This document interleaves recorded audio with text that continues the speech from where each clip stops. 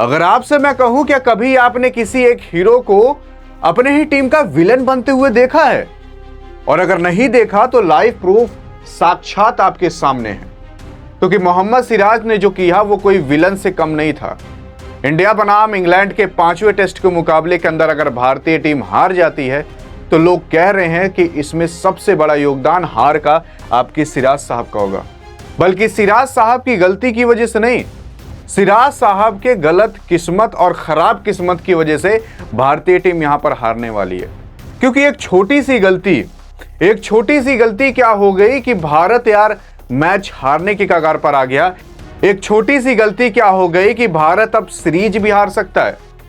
लेकिन सवाल यह उठता है कि आखिर वो कौन सी गलती थी और कौन सी गलती सिराज साहब को नहीं करनी चाहिए थी।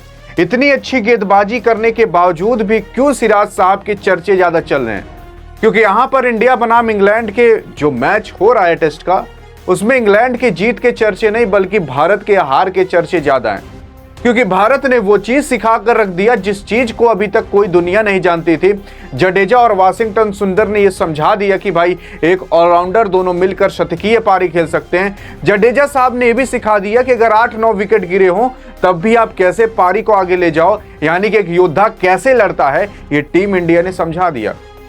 लेकिन ये वही टीम इंडिया है जिसे हीरो माना जाता था, अब उसी के अंदर से एक विलन निकलता हुआ सामने दिखाई दे रहा है। आप भले हमें गाली दे लो, लेकिन जो भी मीडिया रिपोर्ट्स में और अन्य जगह पर बताया जा रहा है ये सारी बातें वही हैं। आप बताइएगा सही है कि नहीं। सबसे पहली चीज, यहां पर 35वां ओवर की पहली गेंद चल रही थी जब प्रसिद्ध कृष्णा साहब आपकी गेंदबाजी करने आते हैं। यहां हम आपको बता दें 5वें टेस्ट मुकाबले के अंदर आपके जसप्रीत बुमराह साहब नहीं खेल रहे थे। सारी की सारी जिम्मेदारी आपके डीएसपी सिराज मोहम्मद सिराज के कंधे पर आ चुकी थी, लेकिन इन्होंने अपने कंधे से जिम्मेदारी को इस तरीके से ठेल दिया कि जैसा लगा कि भाई कोई जिम्मेदारी ही ना हो इनके ऊपर। क्या गलती थी इसको आइए जानते हैं। यहां पर जब 35वां ओवर का पहला गेंद फेंका गया था प्रसिद्ध कृष्णा के माध्यम से, तो उस टाइम सामने आपके हैरी ब्रुक साहब बैटिंग कर रहे थे। हैरी ब्रुक वही जो इंग्लैंड के एक बैट्समैन है और माना जाता है बहुत तगड़े बैट्समैन है। जब आपके प्रसिद्ध कृष्णा साहब ने यहां पर गेंद फेंकी थी तो यहां पर आपके हैरी ब्रुक साहब मात्र 19 रन पर थे, और इसी 19 रन पर एक ऐसी गलती हो जाती है कि भारत को उसका खामियाजा एक शतक को सहकर सहना पड़ता है। क्योंकि यहां पर जब आपके प्रसिद्ध कृष्णा गेंद फेंकते हैं और हैरी ब्रुक मारते हैं तो सामने यहां बाउंड्री के पास कैच चला जाता है, और जब ये कैच जाता है तो उस टाइम आपके सिराज साहब वहां पर खड़े रहते हैं और कैच पूरा अच्छे से पकड़ लेते हैं।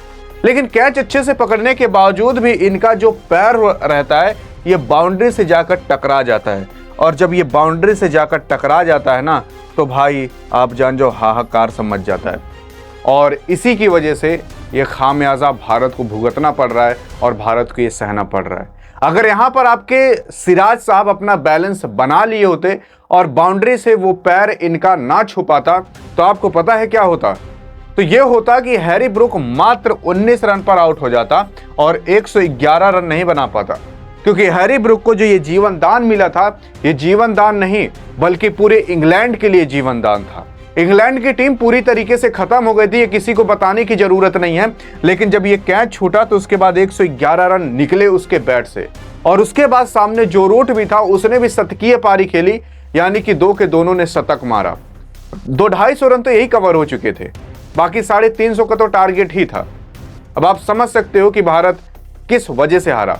क्योंकि यहां पर अगर हैरी ब्रुक आउट हो जाता तो बहुत जरूरी नहीं था कि आपके जो रूट भी टिक पाते, क्योंकि तब धड़ाधड़ विकेट गिरना चालू हो जाते, और इंग्लैंड के अंदर एक ऐसा प्लेयर है जो कि अभी इंजर्ड भी हो चुका है और वो बैटिंग ढंग से कर नहीं पाएगा।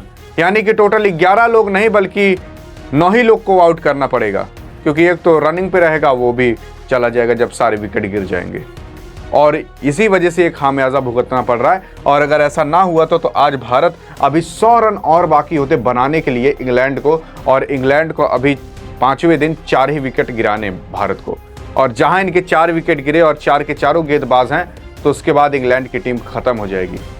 और इसी वजह से कहा जा रहा है कि अगर भारत हारा तो उसमें सबसे बड़ी गलती आपके सिराज साहब की लोग कह रहे हैं निकल कर आएगी। लेकिन भाई मैं आपको बता दूं, विराट के बाद इकलौता एक ऐसा सिराज ही है जिसकी हम 1000 गलती माफ कर सकते हैं। क्योंकि आप ही बताओ ना कि वो कौन सा ऐसा प्लेयर है जिसको देखकर अभी दूसरा टीम वाला थर थर कांपे, वो कोई और नहीं बल्कि डीएसपी सिराज साहब ही हैं। बाकी आप इनकी गलती ये माफ करोगे कि नहीं बताइएगा जरूर। बाकी हमारी तरफ से सिराज के लिए तो भाई 100 गलतियां भी माफ हैं, क्योंकि अब बेचारा यही तो बचा है जिसे कि हम देखते हैं और मजा आता है मैच को देखने में।